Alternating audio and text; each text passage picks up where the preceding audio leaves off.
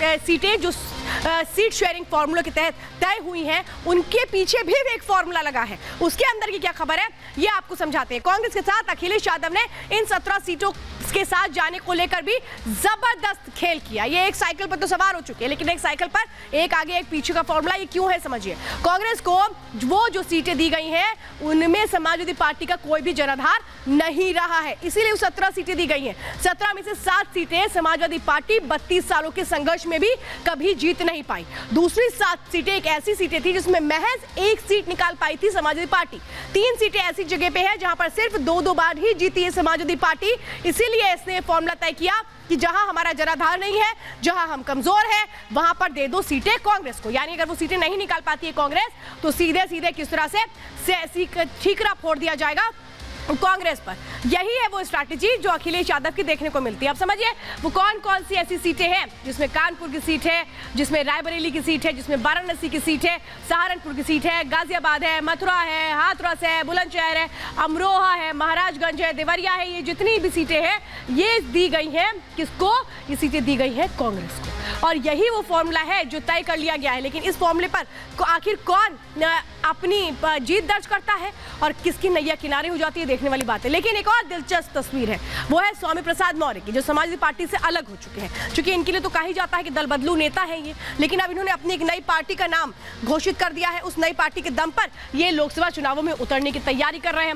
लेकिन ये क्या उस अपनी तैयारी के तहत क्या एक तरह से कहें कि आप बाजी मार लेंगे या किसी का पत्ता काट देंगे या किसी के वोट बैंक में सेंध लगा देंगे? ये बहुत सारे वो सवाल है जो अब इर्द गिर्द घूमते नजर आते हैं कि स्वामी प्रसाद मौर्य के समाजवादी पार्टी से अलग होने के बाद समाजवादी पार्टी को कितना नुकसान होगा, बीजेपी को कितना फायदा होगा, कांग्रेस को कितना नुकसान होगा समझिए। क्योंकि गैर यादव ओबीसी चेहरा माने जाते हैं स्वामी प्रसाद मौर्य। मौर्य शाक्य, सैनी और कुशवाहा समुदाय के बीच अच्छा खासा होल्ड रखते हैं स्वामी प्रसाद मौर्य। यूपी में करीब 7% मौर्य और कुशवाहाओं की आबादी है। 1 दर्जन लोकसभा सीटों पर मौर्य समुदाय का एक बहुत अच्छा प्रभाव है, जिसके बीच स्वामी प्रसाद मौर्य की भी अपनी एक बहुत अच्छी साख है। इन सीटों पर 12 सीटें मौर्य समुदाय के वो वोट्स है जिसमें समझिए कि 2 लाख से लगभग 3,30,000 तक जो वोट है वो प्रभावित होते हैं, ये जो वोटर्स है इनके जरिए। तो अब सवाल ये है कि आखिर क्या होगा, आगे की राह क्या होगी? क्योंकि स्वामी प्रसाद मौर्य अलग हो गए हैं, बहुत सारे ऐसे घटक दल है जैसे जयंत चौधरी वो अलग हो गए हैं। लेकिन देखना यह है कि जो अलग हो चुका है वो कहां किसको कितना फायदा पहुंचाता है, और क्या जिससे अलग होने के बाद अलग राह अपना ली गई है उसके जरिए क्या किसी और को भी फायदा होता है। अब आप समझिए कि क्या अपनाया गया तरीका, क्योंकि जो सीट शेयरिंग हुई है फॉर्मूला तय, उसमें वाराणसी की जो सीट है बड़ी दिलचस्प, क्योंकि वाराणसी सीट प्रधानमंत्री का संसदीय क्षेत्र रहा है। उस सीट पर कैसे अपनाया गया ये फॉर्मूला कांग्रेस और समाजवादी पार्टी की ओर से। 2019 चुनाव में कांग्रेस के जो अजय राय थे वो बड़े दमखम के साथ लड़े थे, लेकिन क्या हुआ भाई, हार तो बिल्कुल पक्की थी। प्रधानमंत्री नरेंद्र मोदी का संसदीय क्षेत्र था। इस बार वो बलिया से चुनाव लड़ना चाहते हैं जो अजय राय है। बलिया सीट पर मुस्लिम और भूमिहार फैक्टर बहुत बड़ा फैक्टर है, ये पता है समाजवादी पार्टी को। सपा के साथ से कांग्रेस की जीत के चांस बढ़ते हैं, ये भी इनको बहुत अच्छे से पता है, इसलिए दोनों साथ आकर के चुनाव लड़े। बलिया सीट पर समाजवादी पार्टी ने अपने पास रख लिया, यानी अजय राय को किनारे कर दिया है। अखिलेश ने वाराणसी सीट पर प्रत्याशी का ऐलान किया था। अब वाराणसी सीट कांग्रेस को दोबारा दे दी गई है, लेकिन यही जो गुड़ा भाग चल रहा है इसी में तो बड़ा अहम हो जाता है ये समझना कि आखिर कौन किसको हराएगा, कौन किसको जिताएगा। कांग्रेस को मुरादाबाद सीट भी नहीं मिली है, क्योंकि इसकी भी दावेदारी कांग्रेस की ओर से की जा रही थी, लेकिन वो भी उसको नहीं मिली है। अब ये कहें कि मजबूरी भरे हालात है कांग्रेस के आगे कि करें तो करें क्या। अब किसके खाते में एक और बड़ी अहम सीट आ जाती है, अलीगढ़ की सीट की हम बात कर लेते हैं। वो किसकी सीट में खाते में आती है और वो क्यों आती है ये समझिए। क्योंकि वाराणसी सीट सबसे अहम सीट है उत्तर प्रदेश की, वहां से प्रधानमंत्री नरेंद्र मोदी लड़ते हैं और ये माना जाता है कि प्रधानमंत्री के आगे जो भी कैंडिडेट खड़ा होगा उसकी हार तो पक्की है। तो वो एक जस्ट फॉर्मेलिटी मानी जाती है पार्टी की ओर से जब कैंडिडेट खड़ा करते हैं। आप समझिए समाजवादी पार्टी के खाते में अलीगढ़ को लेकर के जो स्ट्रैटेजी है उससे बड़ा झटका कांग्रेस को लगा है। कभी भी समाजवादी पार्टी की जीत दर्ज यहां से नहीं हो पाई है। कांग्रेस बीजेपी अलीगढ़ सीट पर जीतते रहे, जो फैक्टर रहा है वो कांग्रेस या बीजेपी वही जीतती रही, समाजवादी पार्टी कभी नहीं जीती।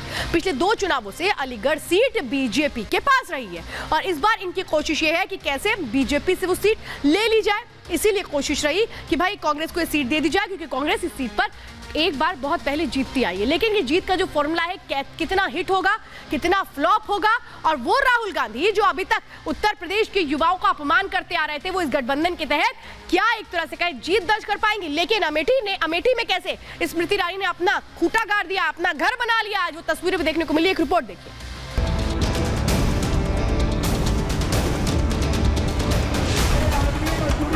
राहुल गांधी क्यों नहीं एक बार मोदी जी के आमने सामने लड़ लेते हैं? मैं तो चुनौती दे के कहता। सपा हो, बसपा हो, कांग्रेस हो, इन सब में भगदड़ मची हुई है। लोकसभा चुनाव जैसे जैसे करीब आ रहा है, सियासी पारा चढ़ता जा रहा है। प्रधानमंत्री के जरिए बीजेपी जहां मिशन 400 पर फतेह हासिल करने के लिए अपनी रणनीति को धार दे रही है, वहीं हाफते दिल्ली से लेकर यूपी तक इंडी गठबंधन के घटक दलों के बीच सीट शेयरिंग का फॉर्मूला अपनी अपनी शर्तों के मुताबिक तय हो गया है। चाहे दिल्ली हो या उत्तर प्रदेश, सीट शेयरिंग से एक बात तो बिल्कुल साफ है, कांग्रेस पर किसी भी पार्टी को पूरा विश्वास नहीं है। यही वजह है कि जहां एक और दिल्ली में आप कांग्रेस से ज्यादा सीटें खुद के पास रखना चाहती हैं, तो दूसरी तरफ यूपी में भी अखिलेश ने कांग्रेस को कम सीटों के फॉर्मूले को मानने को मजबूर कर दिया। अंत भला तो सब भला।